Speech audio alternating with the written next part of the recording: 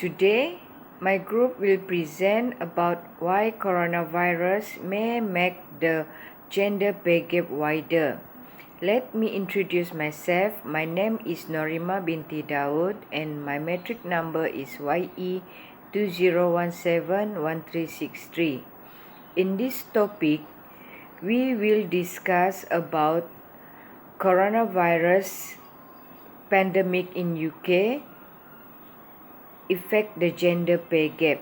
As we know, the pandemic of coronavirus is a global outbreak and faced by all other countries including United Kingdom.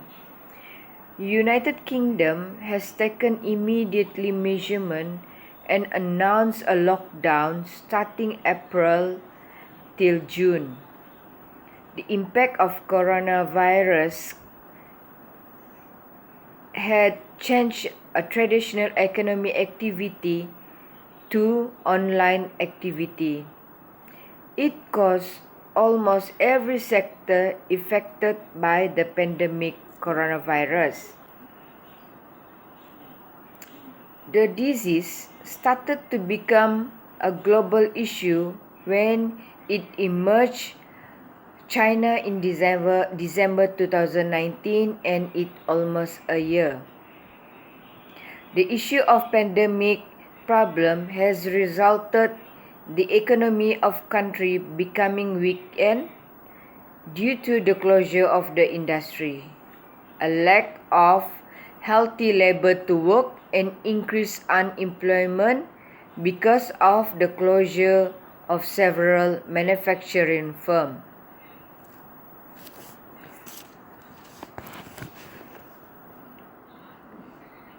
According to the video, the pandemic had caused the gender pay gap happen in UK.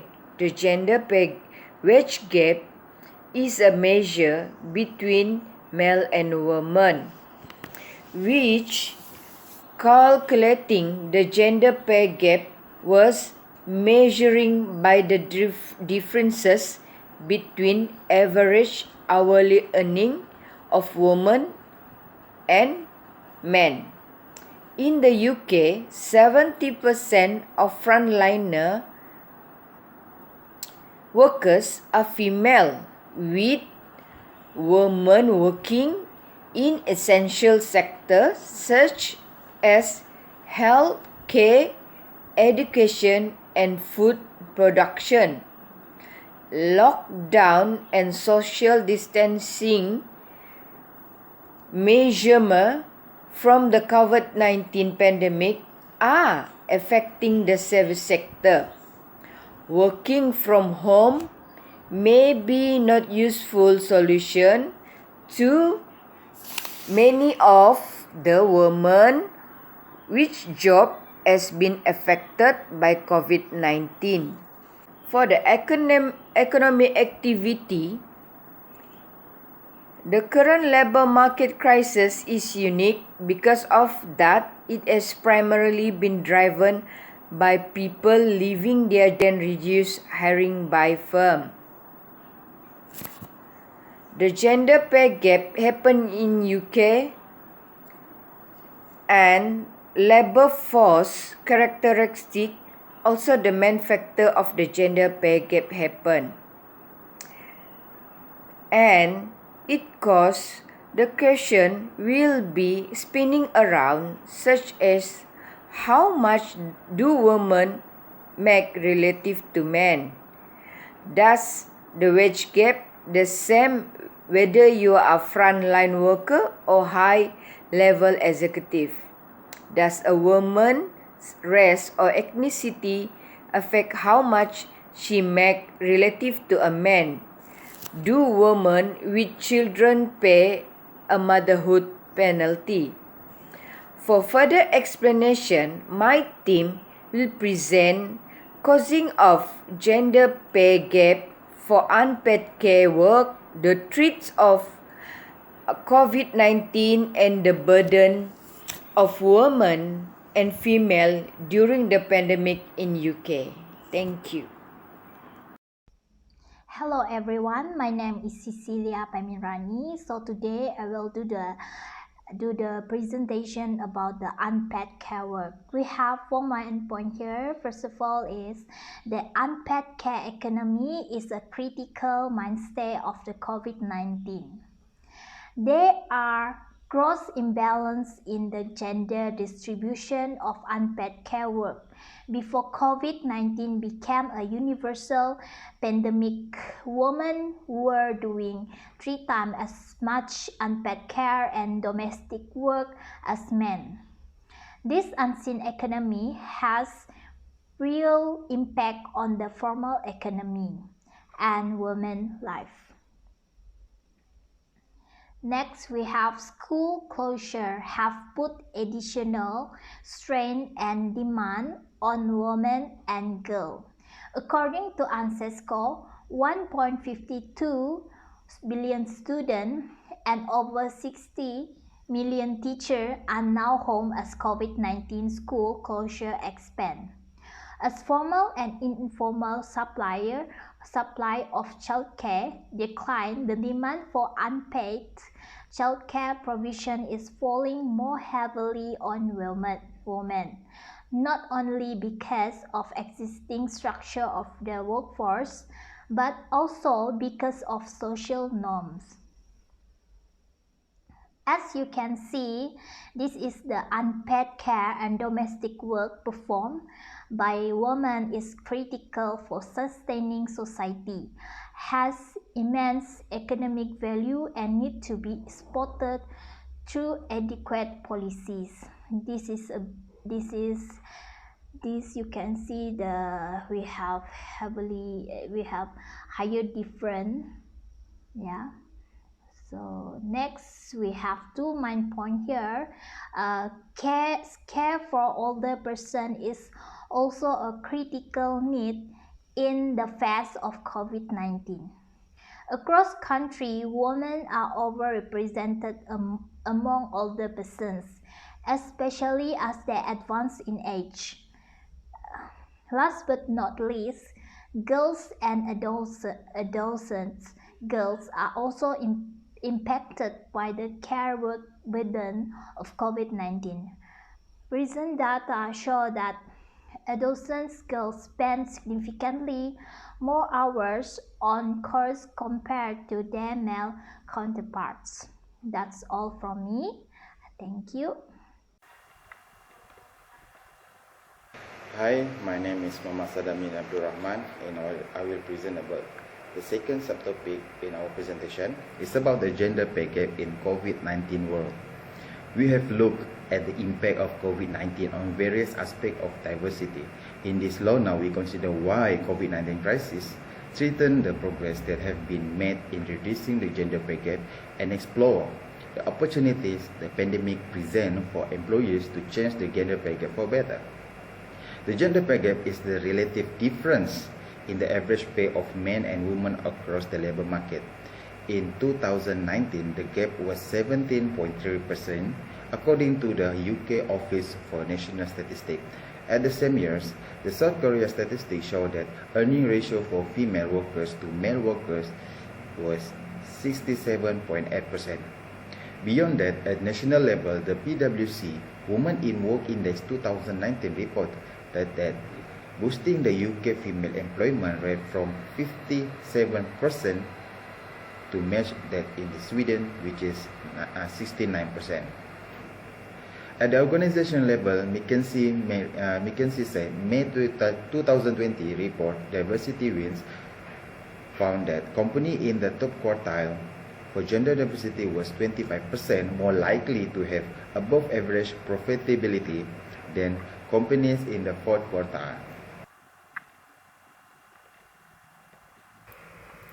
Now we go through the progress through gender pay gap. In recent years, much good work has been done by organizations with a view to improving their gaps. However, even in more purposed time, there is no guarantee of gender pay gaps improving year on year. This has been brought into sharp focus since the introduction of annual gender pay gap reporting in April 2017. All employees with legal entities in the UK that employ about 250 or more employees must report their gender pay gap and bonus gap annually. If we treat the publication of Year 1 report in April 2018 as the reference point, all employees were hoping to report a good news story of reducing gap in Year 2. However, in April 2019, 45% of employees reported an increase in their gap. It has not been possible to carry out a full analysis of 2020 results as in March, the government announced the suspension of gender pay gap reporting for this year. In any event, it will not be until 2022 that we will see the impact of COVID-19 coming through the gender pay gap reports. The gender pay gap regulations require publication each April of snapshot data from the previous April. So, the snapshot from April 2021, which is likely to capture the initial impact of COVID-19 on the gender pay gap, will not be reported until April 2022. Now we go through the COVID-19 related threats to gender pay gap. The first one is about the lesson from history. The financial crisis and recession of 2008 and 2009 contribute to an increase in the gender pay gap in 2013 for the first time in 5 years. In its 2014 report, the Fawcett Society reported that one of the main reasons for this was the nature of the new job being created at that time. Many were part-time or temporary, and many women moved into this type of job. In 2020, we were seeing a similar trend, reporting that 1 in 6 working mothers, mostly in low-paid jobs, said they had no choice but to reduce their working hours. The second one is about the end of destined parenting. The motherhood penalty is a well-recognized contributor to the gender pay gap. After having a children, many women move to part-time jobs, often lower paid with less chance of promotion. Mothers also move to lower skills jobs that fit around their childcare. This has a direct impact on their pay. As we discussed in our law now, what can employers do to address the impact of COVID-19 and the new norm on gender equality? The situation has become significantly more accurate with a lockdown. More than 6 months, the childcare issue is still not resolved. According to the survey, in September 2020, 2 in 5 working mothers with a children under 10 in Britain were struggling to find a childcare they need, as breakfast and after school club remain closed and care from friends and family remain limited. If women follow the age-old trend and leave the workforce and move to lower paid roles as a result, the gender pay gap will inevitably widen. The third one is about the economic effect. Even for those women not impacted by childcare issue, the job market is precarious. Unlikely in 2008, when male-dominated sector were hit harder by job losses, this time round it is female-dominated sectors such as hospitality, retail, tourism, and catering. In May, PwC found that 78% of those who had lost their jobs since the coronavirus crisis began were women. There is also furlough factor. We are yet to see the full effect of the end of the government's job retention scheme at the end of October, but as suspected, despite the introduction of the job supporter scheme, it led to high number of redundancies. Women are likely to be disproportionately impacted. HMRC reported in annual that for the period to end June 2020, young women were most likely to be furloughed, which is 65% of female employees aged 70 years old. While in May, the Institution of Fiscal Study reported that between 29 April and 15 May, 40% were mothers than fathers has been put on furlough. Hello, my name is Venilia Rovenda Samudin and my number metric YE 20171368. So I will to present about the COVID-19 pandemic has increased the care burden of women and families. The care economy versus gross domestic product. The way we currently measure our economies ignore the reproductive work of everyday life that benefits the whole society but is carried out for free by parents and other family members, usually women. However, this work is valued when the work is done by people outside the household and compensated. For example, when childcare is provided by pet workers, it then counts as part of the economy because it officially contributes to GDP, gross domestic product.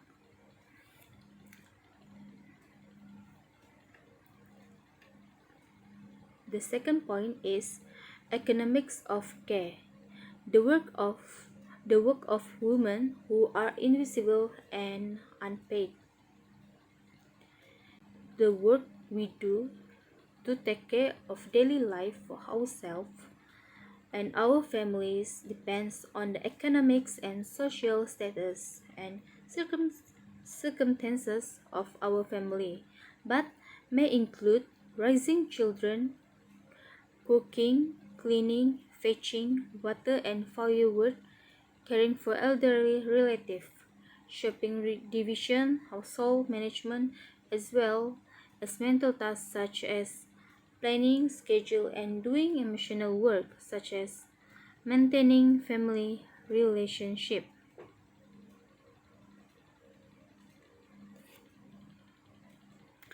But of course, not all these jobs are done by women. Globally, women and girls are responsible for 75% of unpaid care and household jobs in the home and community daily.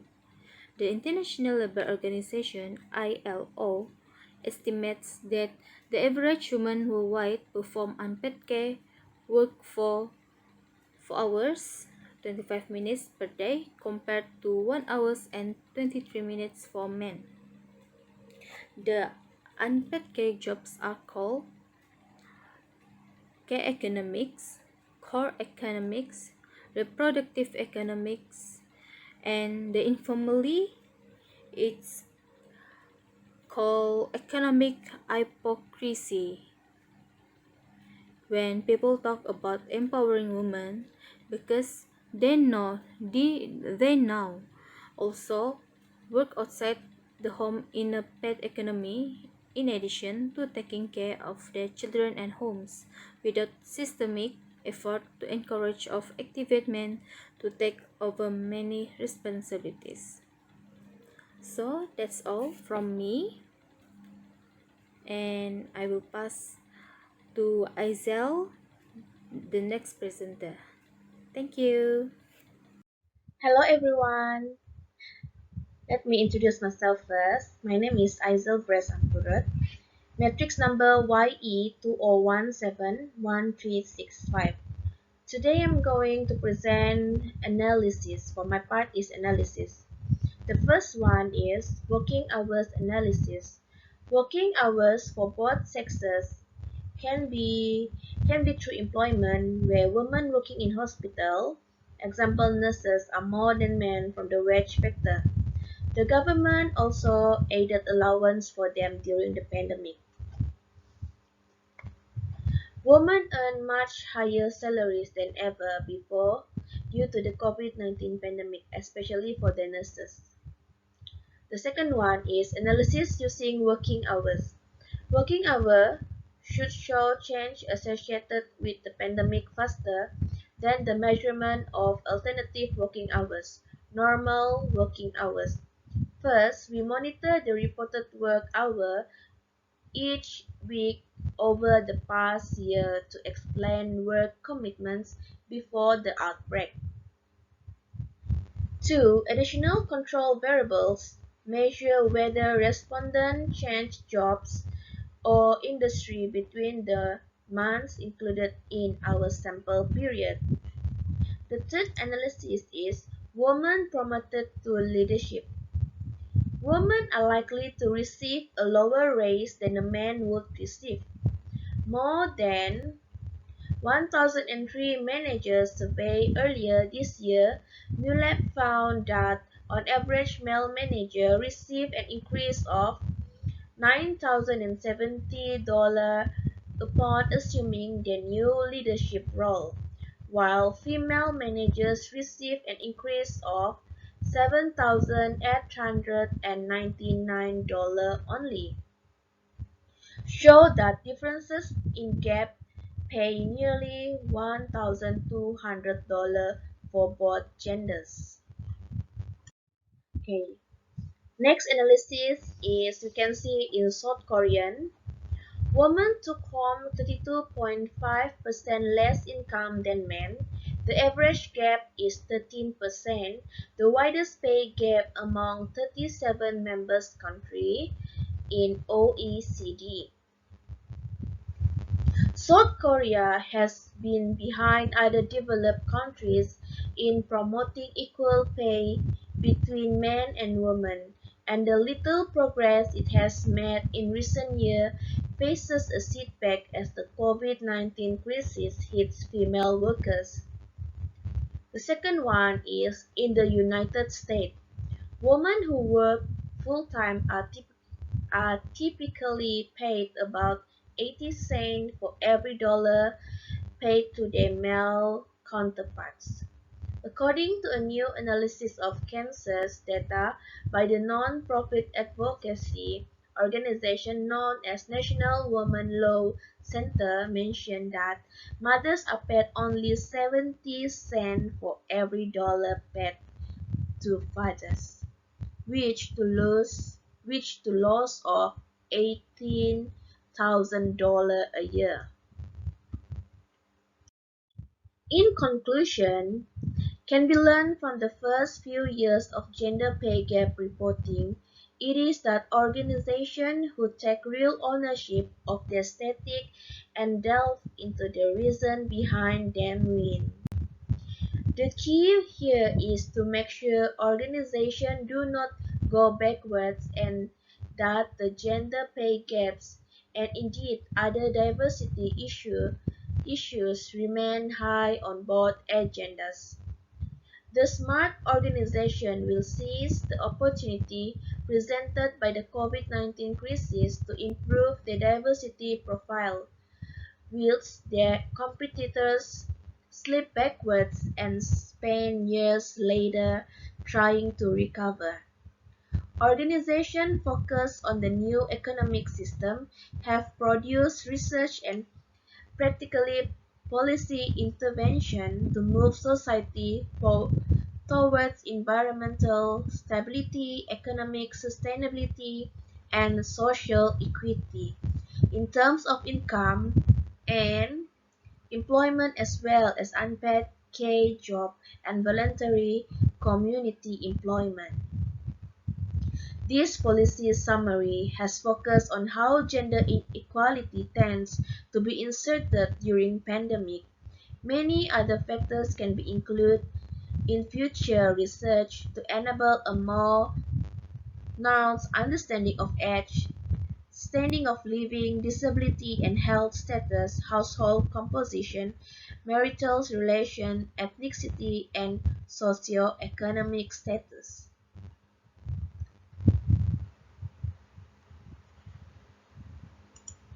To prevent further deepening of gender inequality, it is necessary and possible to consider the additional burden of extra care on women and families during the COVID-19 outbreaks.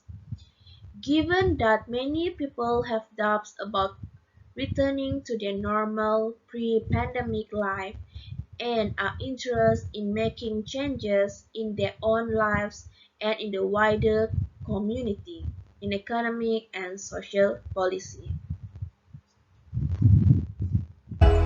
That's all. Thank you.